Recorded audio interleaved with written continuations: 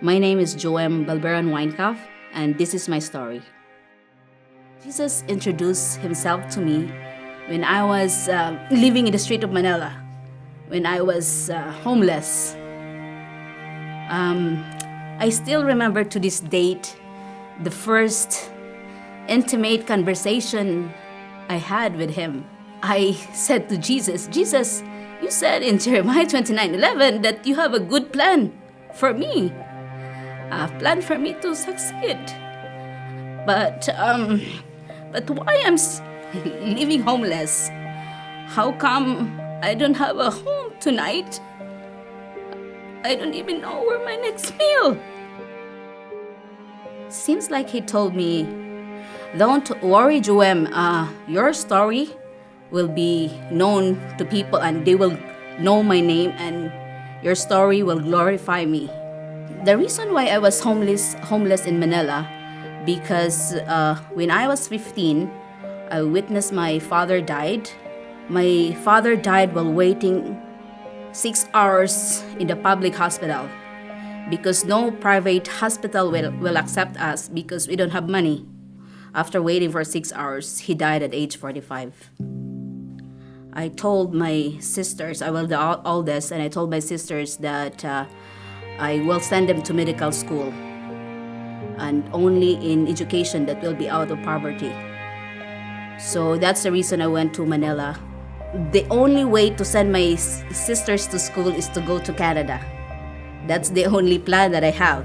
But when I was in Manila, instead of focusing my papers to process for my Canadian visa, I switched plan. I started a business, and since that's not God's plan for me, so my business did not succeed. When I was homeless, that skilling time, I spent time worshiping, attending Christian worship and fellowship, and that's when I know Jesus more. When I know Jesus, it's so amazing. I was so amazed of his love, great love that he dies for me. And I was moved by that love that to this date I still remember giving my last money, which is 500 pesos, which is equivalent to $20 Canadian today. And if you ask me what happened when I give that last money that I have, I don't remember what happened.